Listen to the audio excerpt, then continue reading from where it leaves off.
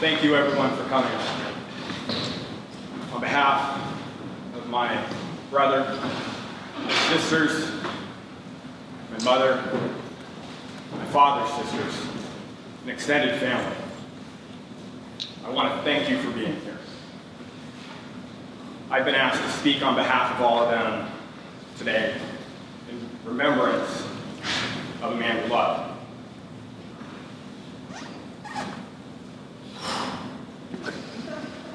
What a task to speak at that man's remembrance. What stories should I tell? I thought maybe I would tell the story of a self-made man, a man who rose himself up from his bootstraps. It's an inspiring story. It is a story that I love. But it's not really the story I want to tell. And I thought maybe I would tell just a few small stories about some of his really true great successes, courtroom victories, business successes that everybody's already heard. Because I love those stories. I loved them as a boy. Not the stories I want to tell. And I thought I'd maybe talk about the times in life that he failed, but never gave up. Because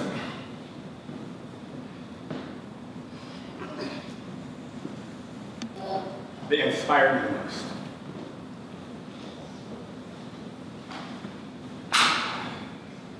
But none of those stories really speak to the heart of who he was.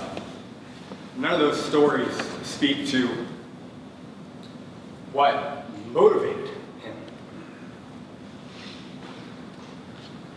to be all of those things. So I want to tell this one story about when I was a little boy. And I might get a little emotional.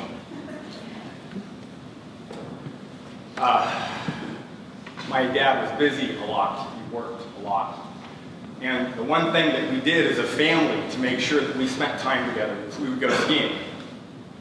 Some of you maybe went skiing with him a time or two. And we would be in the car for hours. We'd drive out to Mount Hood or Mount Bachelor mostly.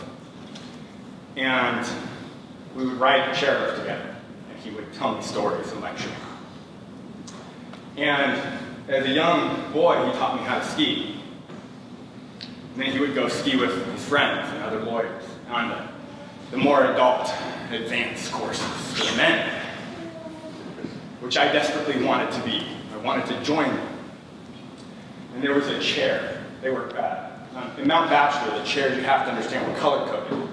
The yellow chair was the easiest. It was for the little kids.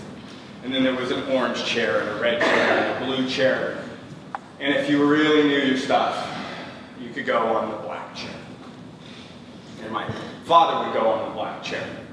And I was very young and I would say, please, I'm ready. And I wanted to go on the black chair. And finally one day, everyone had gone into the lodge because it was incredibly cold. And he said, okay, I'll take you on the black chair. And in those days, the chairs were all run by diesel engines. And if somebody fell getting on the chair would stop. And that diesel engine would get cold, and sometimes those chairs wouldn't start up again for a while, and you'd sit there and get really, really cold. Why am I talking about a chair at a remembrance? Who cares? I wanted to ride that chair with my father. We got on the chair, the black chair. And I hold on to this pole, and I was maybe 6 years old. And I hold on to this pole with dear life. This is before they had safety guards and all these other things to keep us safe. And we're going up, and the chair stops. It stops because it's cold, it stops because somebody had fallen. And I start to get a little bit cold, but I'm okay. But the chair doesn't start up again And we're sitting there for a while, and I'm starting to get a little cold. And I don't remember why, I wish I did, but I had to take my gloves off for some reason. I don't know why, I just did. I had to take them off and get some chapstick. And I took these gloves off my hands, and I tucked them carefully under my left leg. I held them there, and I did whatever I needed to do. And I went to put my gloves back on. I remember I took my right hand, I pulled that left glove out, and I put it on around the pole. My hands were getting very cold. And I tried to put the right glove on. But I didn't want to let go of that left pole. And so I reached in, and I almost had it on. And I dropped my glove. And it bounced off the front of the chair, and I watched it fall. It's like a scene in a movie when time slows down. I could see it just fall right through my skis. I tried to cross them and catch it, but it was already gone. I saw it fall, I saw it plummet into the snow, and I was scared. Because it was cold, the chair was on. So cold.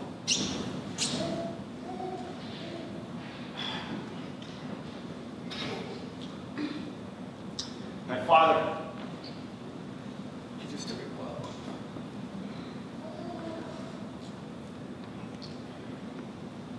He took his glove off, put it on my hand. And I remember two things. It was so big. His hand was so big. It was enormous, this man's hand. My mind was so big. But it was as hot as the sun. It was so hot. And I instantly felt relieved. And I felt a little bit guilty.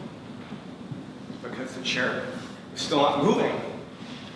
And I knew my father's hand was getting cold. We were there for quite some time. And I said, "Dad, thank you. Isn't your hand getting cold?"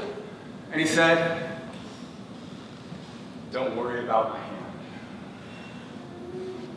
I can raise the body, the temperature of my own body, using nothing but the power of my mind."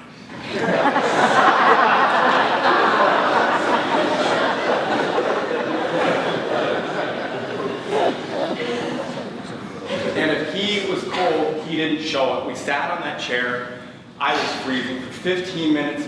He could have tucked his hand in his sleeve, but he left it out there to show me.